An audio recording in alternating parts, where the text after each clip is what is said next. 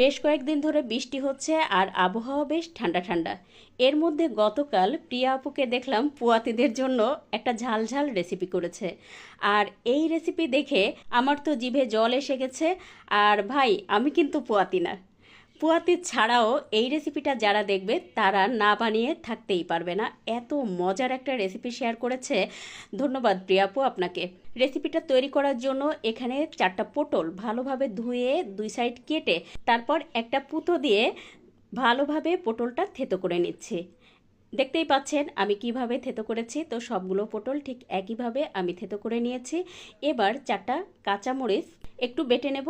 তো খুব বেশি মিহি করে বাটবো না, একটু সাবা সাবা রেখে বেটে নেব। কাঁচামরিচ বেটে নেওয়া হয়ে গেছে, এবার তুলে রেখে দিব। এখন দিয়ে দেব হচ্ছে আধা কাপ পরিমাণ ডাল। তো ডালটা আমি 30 মিনিট আগে পানিতে ভালোভাবে ভিজিয়ে ধুয়ে পরিষ্কার করে নিয়েছি। এবার এটাও